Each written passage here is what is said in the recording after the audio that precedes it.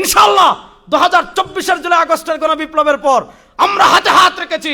আমাদের আকীদা আপন জায়গায় থাকবে, আমাদের বিশ্বাস আপন জায়গায় থাকবে। আমরা সেকুলারিজমকে পরাজিত করেছি, ভারতের দালালদেরকে পরাজিত করেছি, নব্য কোন ইসলাম বিদ্বেষী শরিয়া অবিশ্বাসী আর কাউকে হাতে রাষ্ট্রকে বরকা দেব না। এবার ইসলাম পন্থাকে আমরা বাংলাদেশের রাষ্ট্র ক্ষমতায় নেব ইনশাআল্লাহ। বাংলাদেশের রাষ্ট্রীয়ভাবে ইসলামকে ক্ষমতায় না নেওয়া পর্যন্ত আমাদের মিশন অব্যাহত থাকবে। যদি আমরা না পারি, আমাদের সন্তানরা একদিন এই দেশে কালেমার পতাকা উড়াবে ইনশাআল্লাহ। কারণ সবচেয়ে বড় যেটা কারণ, এটা হলো আমাদের 72-এর সংবিধান অত্যন্ত চতুরতার সাথে দেশ বিভক্তির পর পাকিস্তান থেকে যখন আমরা সাম্য, মানবিক মর্যাদা, সামাজিক ন্যায় বিচার এই স্লোগানকে সামনে রেখে আমাদের বাংলাদেশ স্বাধীন হলো।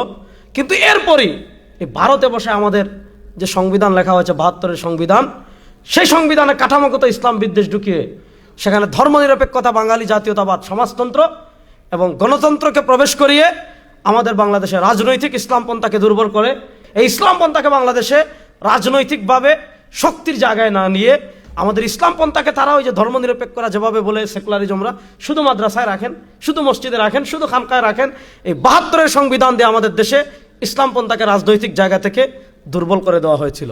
আল্লাহ তাআলার একটা খাস রহমত, সারা দুনিয়ায় ইসলামের উত্থান হচ্ছে। বাংলাদেশে জুলাই 24-এর জুলাইয়ের যে অভ্যুত্থান হয়েছে সেটা আমাদের জন্য একটা রহমত হয়ে এসেছে। 1947-এ পূর্ব পাকিস্তান, পশ্চিম পাকিস্তানের আলেমদের সামনে সুযোগ এসেছিল রাষ্ট্র ক্ষমতা ইসলামকে নয়, এ কায়দার মোহাম্মদ আলী জিন্না, তার কারণে এটা হয়নি। তারপরে 1947-এর পরে এখন আরেকটা সুযোগ আসছে 2024-এর জুলাই আগস্টের গণবিপ্লবের পর, যে আমাদের লক্ষ্য কি? আমাদের লক্ষ্য সেকুলারিজমকে সরানো, আমাদের লক্ষ্য কি? সমাজতন্ত্রকে সরানো, আমাদের লক্ষ্য কি? আব্রাহাম লিঙ্কনের আদর্শকে ছড়ানো, আমাদের লক্ষ্য কি? বাঙালি জাতীয়তাবাদকে সরানো, সরিয়ে সেখানে কাকে আনা? ইসলামকে আনা।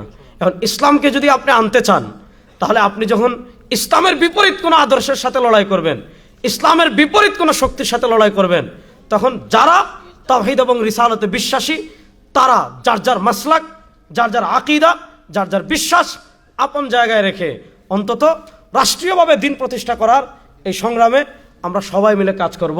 এটাই হলো উম্মার ঐক্য, এবং এটাই সালেফে সালেহিনের এত বেশি রেফারেন্স আমি দিতে পারবো, এখানে সময় নাই। সাইদ সাহেব কিছু বলেছেন। তো আমাদের এই প্রোগ্রাম আমরা যখন সিদ্ধান্ত নেই, তখন সিদ্ধান্ত ছিল আমাদের প্রোগ্রাম হবে ওয়াহদাতে উম্মাহ।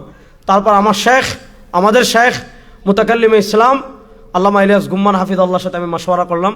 হুজুর বললেন যে এই অনওয়ানে হতে পারে ইমামে আজম কনফারেন্স। তো আমরাও সিদ্ধান্ত নিয়েছি, হজরতের সিদ্ধান্তই, কিন্তু আল্লাহর কি ফয়সালা, কিছুদিনের মধ্যেই আমাদের জাতীয় উলামা শাখা ইম্মা পরিষদ বাংলাদেশে যে ঐক্যের একটা বীজ তৈরি করেছে, যে বাংলাদেশে আপনি আব্দুল্লাহ ভাইয়ের সাথে আমার খাতির আছে, আব্দুল্লাহ বিন আব্দুর রাজ্জাক ভাইয়ের সাথে, তার সাথে আমরা একসাথে কাজ করেছি শিক্ষা সিলেবাস নিয়ে, আমরা একসাথে কাজ করেছি এই আপনার মার্চ ফর গাজা নিয়ে, আমরা একসাথে এখনও কাজ করছি। যে কিছুদিন আগে পাঠ্যপুস্তকে যে গানের বিভিন্ন স্কুলে গানের প্রজ্ঞাপন নিয়ে আসলো, এটা নিয়ে আমরা একসাথে কাজ করেছি। তো উনিও হানাফি হয়ে যায় নাই, আমিও সালাফি হয়ে যায় নাই। আমাদের তানজিমুল উম্মার চেয়ারম্যান সাহেব আসছেন, উনিও বক্তব্য রাখবেন, ওনাদের সাথে আমরা কাজ করছি ইসলামের বৃহত্তর স্বার্থে। তো আমাদের বাংলাদেশে আমরা গাজাকে নিয়ে মার্চ ফর গাজা করেছি বিশাল করে। আমরা কিন্তু মিনি গাজা হব কিছুদিনের মধ্যে, কারণ আমাদের চারপাশে ইন্ডিয়া নামক একটা ইসরায়েল রাষ্ট্র আছে, যারা পৃথিবীর সব কিছু সহ্য করে, কিন্তু বাংলাদেশের ইসলামপন্থা শক্তিশালী হোক এটা ভারত কখনো সহ্য করতে পারে না।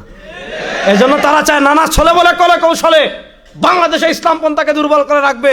ইনশাআল্লাহ 2024-এর জুলাই আগস্টের গণবিপ্লবের পর আমরা হাতে হাত রেখেছি। আমাদের আকীদা আপন জায়গায় থাকবে, আমাদের বিশ্বাস আপন জায়গায় থাকবে।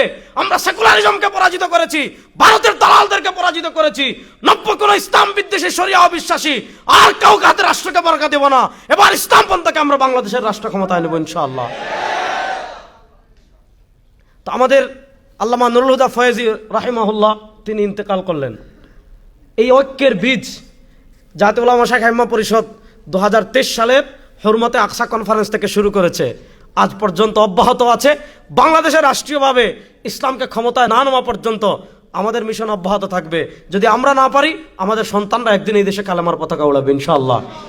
তো হুজুরের ইন্তেকালের কারণে আমি উস্তাদজিকে ওই দিনও বলেছি যে যেহেতু আমাদের মুরব্বী, আমি বলতাম উনি একজন বাদশাহ।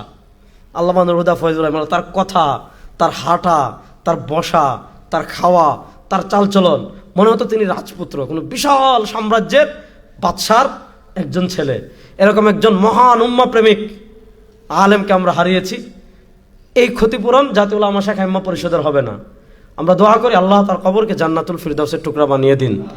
এবং আমি আপনাদের সামনে ওয়াদা করছি ইনশাআল্লাহ, আল্লাহ যতদিন আমাকে হায়াতে রাখবে, আল্লামা নুরুল হুদা ফয়জুর রাহিমাহুল্লাহ আমাদের কাছে উম্মার ঐক্যের যে প্ল্যাটফর্ম রেখে গিয়েছেন, আল্লাহ যতদিন আমাদেরকে দায়িত্বে রাখবে, উম্মাকে এক এবং নেক করার মেহনত আমরা করবো ইনশাআল্লাহ।